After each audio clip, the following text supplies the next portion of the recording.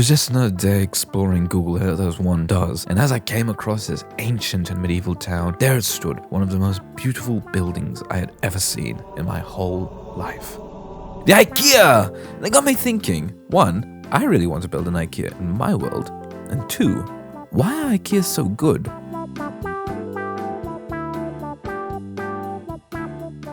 Well, there's many reasons why people think IKEA is so good. Sure, it could be this fashionable monkey or their famous meatballs, but these things aren't the sole reason why people seem to love IKEA. Because inside that big blue box, it isn't everything it's cracked up to be. It wasn't where this charming Swedish brand started. But to start this build, we're going to build a big blue box. This charming fellow is Ingvar Kamprad, founder of IKEA, who started selling furniture in the county of Småland, originally selling pens. By 1960, he had opened his first store in Älmhult and soon after branched into Europe. The typical IKEA, as we would come to know, opened in Kujonskurva near Stockholm. And besides having this funky Guggenheim design and probably the hardest looking store manager to date, I mean, come on, his name's Hans Ax, it did great. Then it bent down, so not so great. But then they built it again, and it's still doing great. You probably don't understand the true scope of IKEA, because IKEA is quite literally everywhere. I don't mean just Europe and the USA. I mean every continent on the globe besides Antarctica. Probably get there one day. For context, IKEA has 487 stores worldwide. Keep in mind, in 2019, they had 433, meaning they're growing by 9 stores each year, which means by 2082, there'll probably be 1,000 stores globally. Probably one on the moon by then too. For some reason, Germany has 55 of them, which is more than the USA, so Germany must really love IKEA. But IKEA fundamentally is a simple store. It sells furniture, sells food, sells whatever that is, but it's how they execute this task that leads them to be the biggest competitor in this field. IKEA's divine wellness can be broken into 4 key categories: layout, product, service, and experience. And well, to truly see them in their element, we're going to have to see for ourselves. Hello, this, ladies and gentlemen, is an IKEA. And it brings us to our first point, layout.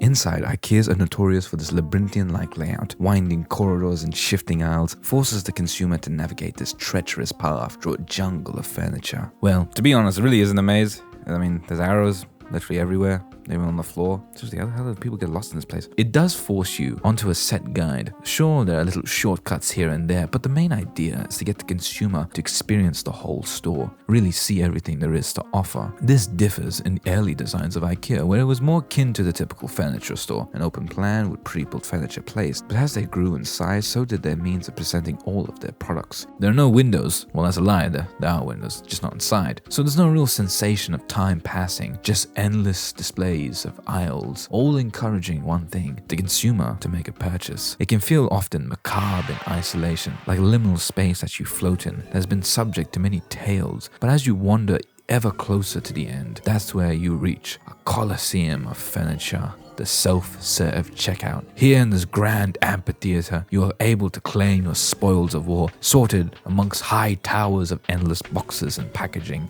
IKEA is aware of your own determination in getting your furniture. It puts all power to you, from assembling it yourself to getting the very package, which leads customers to feel an experience known as the IKEA effect, where one finds more satisfaction and sentimentality in item in constructing it themselves, an increase in their own self-made work that garners a deeper love for IKEA and its many products. Here, the average consumer wanders across the great plateau of furniture and fixtures. They come in a great flurry as they rile up beside another like something of the great bazaars of ancient Babylon. They do not know what they wish to buy, nor can they truly fathom where they are. Their only path is to abide by the arrows that seemingly point them to a brighter future. They never trek back, only forward. Their only presence is to feel their desire for products, to consume further in this great machine. Their satisfaction comes in its construction. Akin to something like God making the Garden of Eden, they too seek creation in their own design.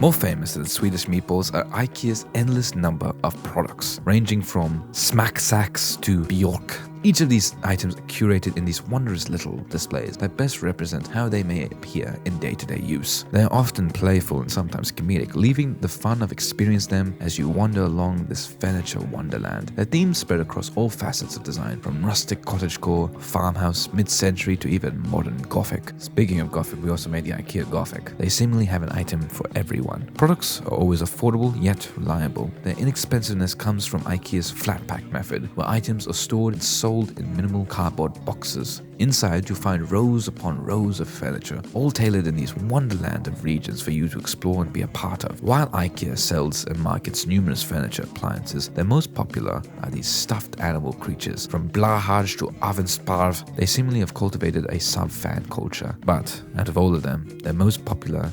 This! Jungelskog. Jungle? Oh my gosh. Bro, how does he say it? Dungulskog. Soft toy brown bear, $39, 1,064 reviews. Look at it. Wait. Jesus Christ, that thing is huge. Oh my god. My secrets? What the? Oh my god, what a behemoth. What a marvelous kitchen set, wouldn't you agree? And would you look at that? It's our sponsor today, Henson. This is the HENSON AL13 razor, made in Canada out of aerospace aluminum that delivers a shave like no other. Unlike dull cartridge razors, no longer suffer any irritation or nasty razor bumps. With its simple yet timeless construction and a lifetime warranty, you can be sure your razor will last forever. So be sure to get the HENSON AL13, link in the bio, and thank you HENSON for sponsoring this video.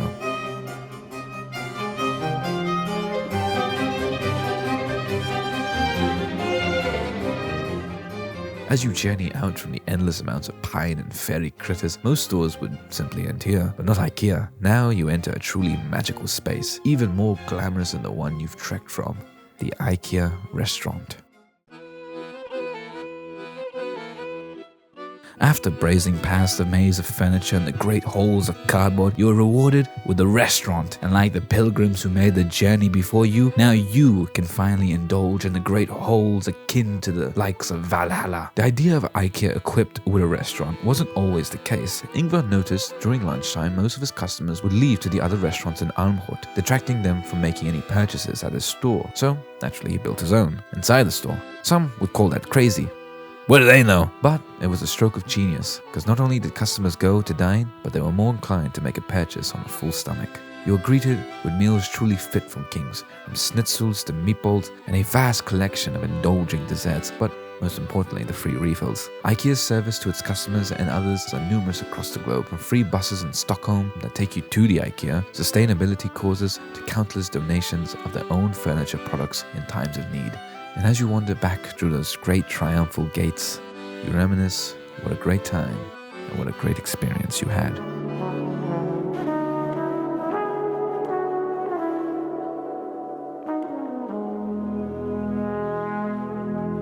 Many people, if not all, go to IKEA for its products, but they leave the store with something more. For some inherent reason that straggles between the lines of a typical store and some greater space, IKEA just makes you feel something. It gives you a sense of independence, freedom, a warmth of love that while other companies struggle to meet in sincerity, IKEA seems to get just right. It is a strange store. It doesn't abide by typical conventions, nor is it anything over the top. If put purely in one word, IKEA is peaceful. It's pleasant, it's never boring, never dull. Some share precious moments here, a couple moving in together, a child entering this world, or maybe some share heartbreak, but everyone leaves the store feeling something. If anything, an IKEA is what a company ought to be, driven there for its customers, to be functional, yet still timelessly wonderful, to sometimes make mistakes and learn by them. A whole lot of work, history and design with a smidge of magic